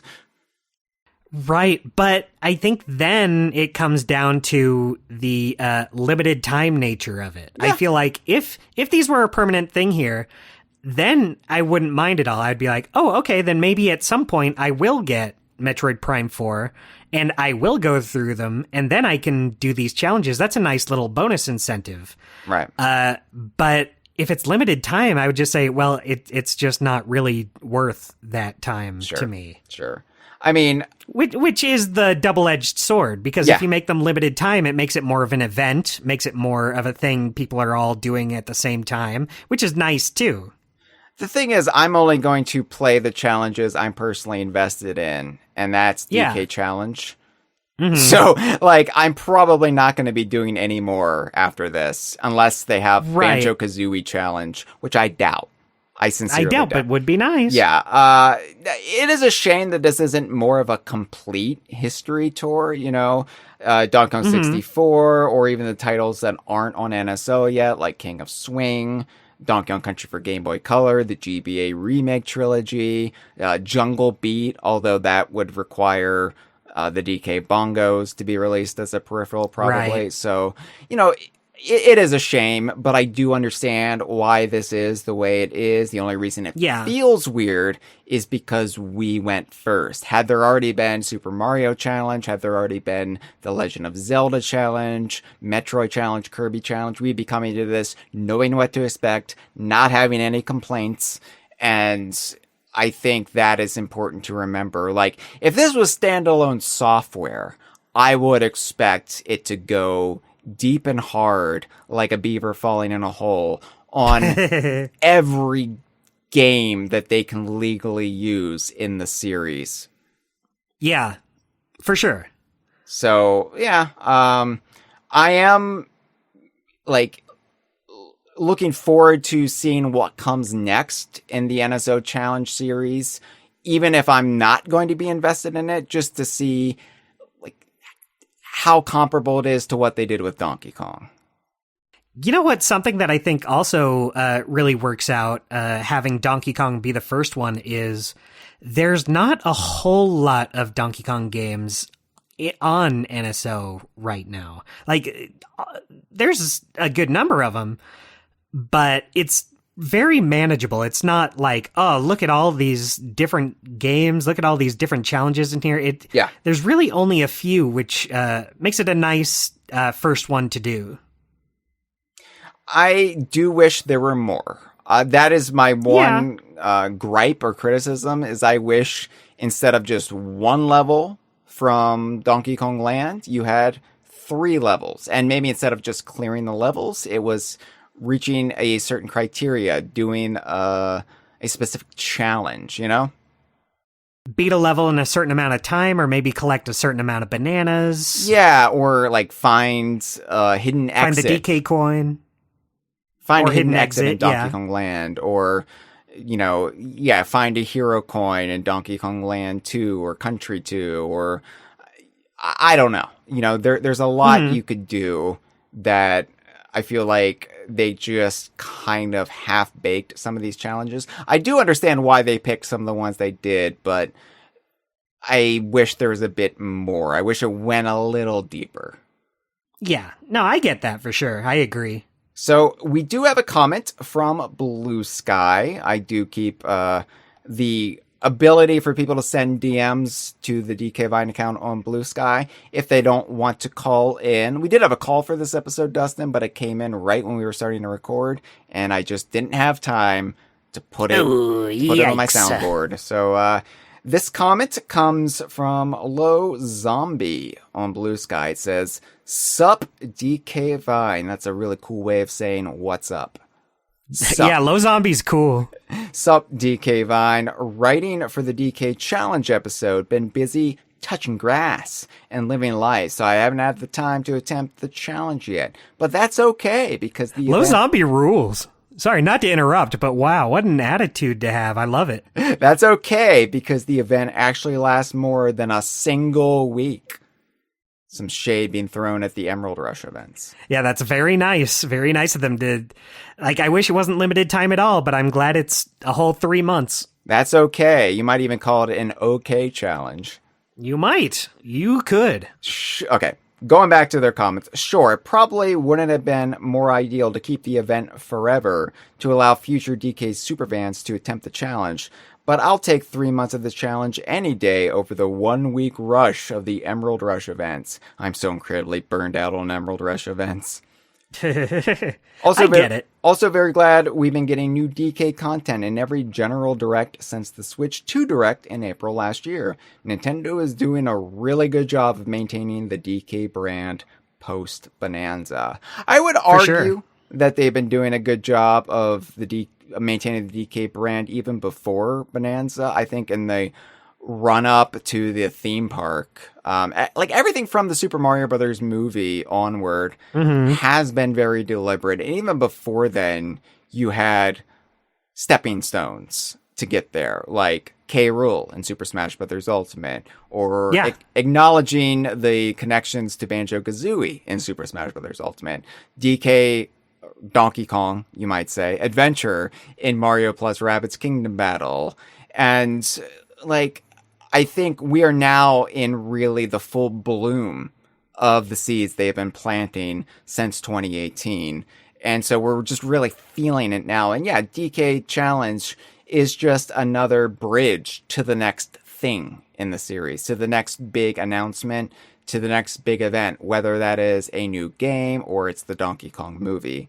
I think that and Emerald Rush events are really what's getting us past the in-between stage and making it so there is no drought. There's not even a slight drying up of the plants.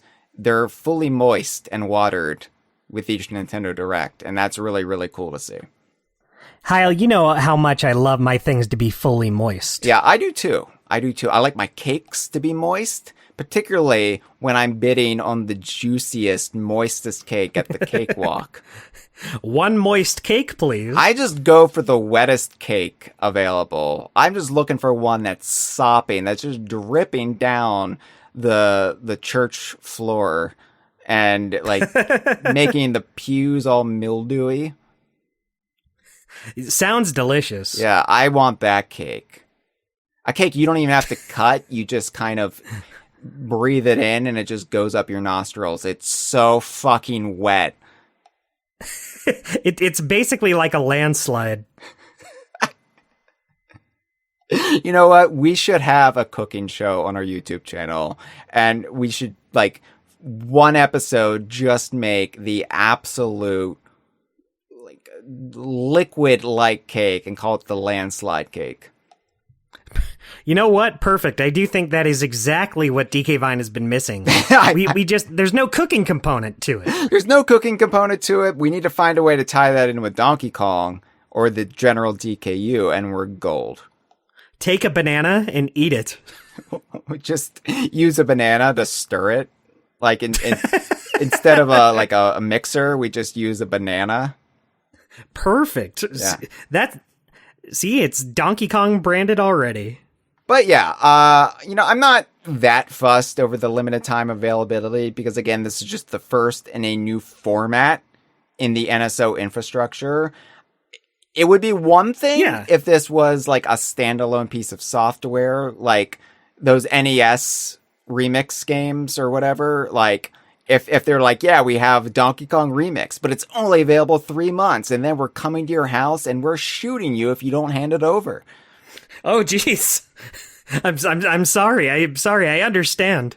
Yeah, it's just cool that Donkey Kong got to go first for a change, and that we are at this position as the fans of this series that we get to see like everything start to break our way for the first time in a long, long time. It's nice. I'm very grateful for it. You know, I don't want to be like, looks like us DK fans win this time. No, it is just nice to get that for once. It is. Traveler of the Stars has joined us in a live stream. Traveler. Suggest we make the DK Wild hot dog from scratch. Oh man, that's gonna be tough. Yeah, well, the other factor to consider, Traveler of the Stars, is that I'm a devout vegan, and so I wouldn't personally make a hot dog, even for my art. Like, I would have to make it a vegan hot dog, and that would kind of break the premise, because if we were trying to recreate the DK Wild hot dog exactly as it exists at Super Nintendo World in Osaka, Japan, then wouldn't be able to do that. Yeah, and I'm not vegan. I'll eat a hot dog, but I don't want to be the one to kill the pig. Right, and we would have to slaughter the pig to make it accurate. I mean, we would have to show the process. Right, that is making it from scratch. Yeah. So, great suggestion. Maybe not for us. But hey, you know what? Never say never. Right, yeah. Who knows? When I die and somebody else takes DK Vine over, maybe then you'll get your wish. There's going to be a lot more hog chasing. I mean, maybe they'll even use me, my body, to make the DK Wild hot dog. That would be a great way to give yourself up to DK Vine. I've given so much, but I haven't given everything yet. In the future, it'll be legal to do, so... Probably in 6 months it'll be legal to do, let's be honest. Yeah, we won't have to wait. At this rate. So, let's wrap this episode up, Dustin, by talking about lore and placement in the timeline. Now, I see your eyebrow raising. I can see it. Oh, is it that obvious? You did put your trousers over your head when I said, hold on to your hat, and you covered up your eyebrows, but I can see that your trousers are trending upwards. So I know you're giving me that quizzical look right now. I have very protruding eyebrows. I am just the type of freak who has to figure this stuff out. Is it OCD? Is it, I don't know, the fact that my mom dropped me down the stairs when I was a baby? Real story? Probably. It's probably a little bit of everything. It's the fact that I suffer from bipolar 2, and this is a way I get around my depression by applying this level of godlike control to a fictional world that I have to cover for my job. Yeah, probably a little bit of that as well.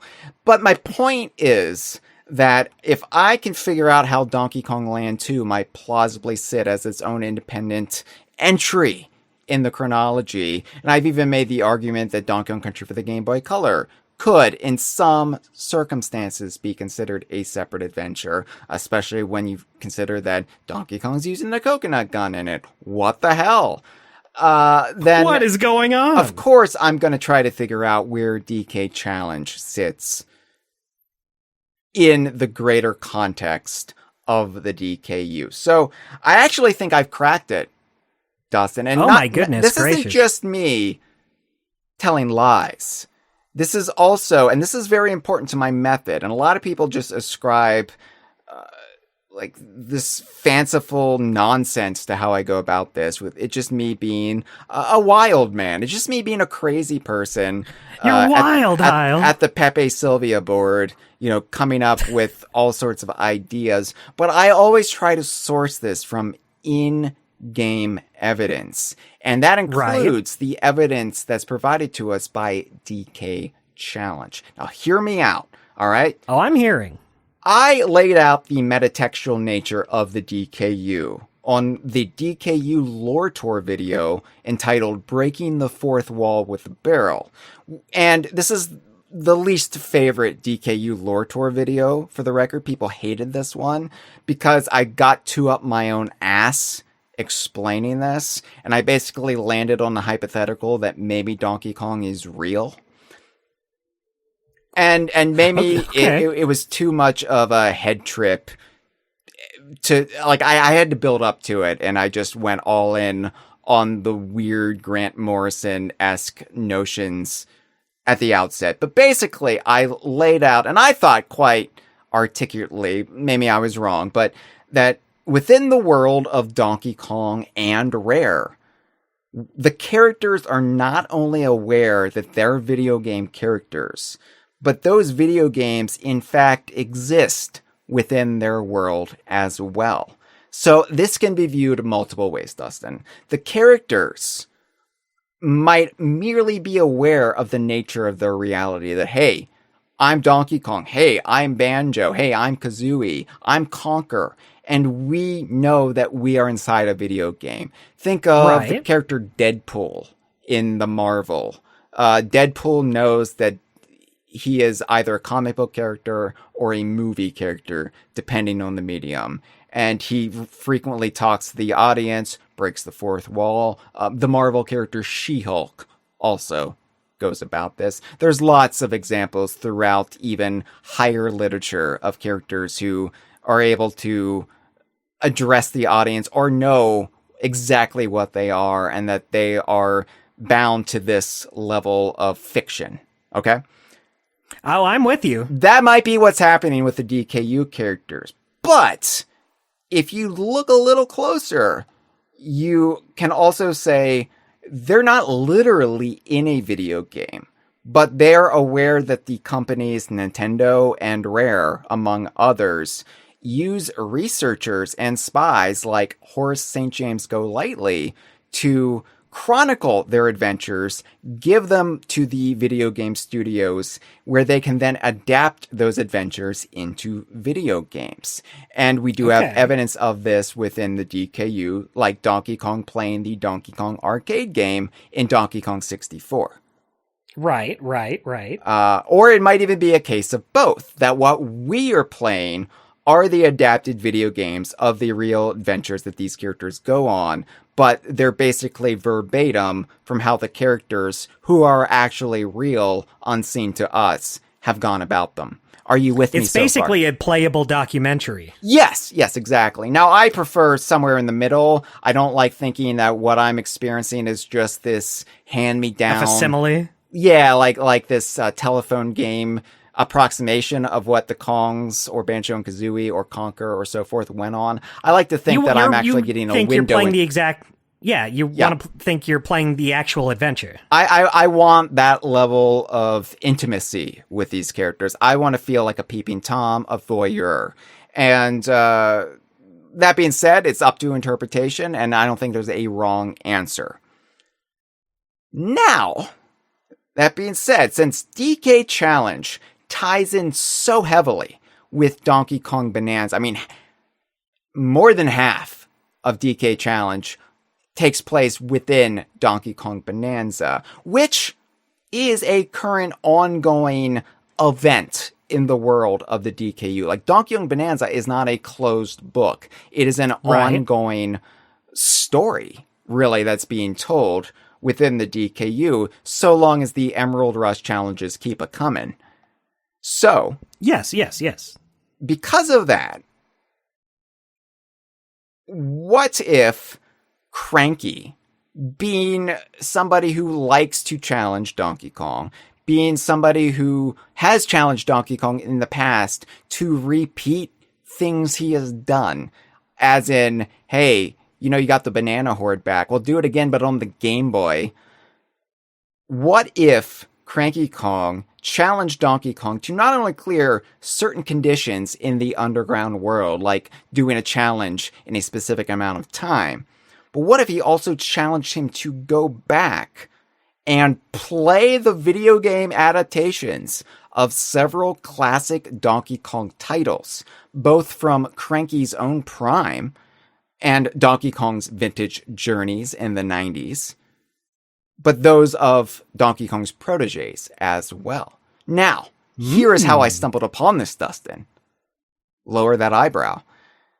Okay, I'm lowering it. Remember when we talked about those challenges for Donkey Kong Land 2 and Donkey Kong Land 3 that use DK in the name?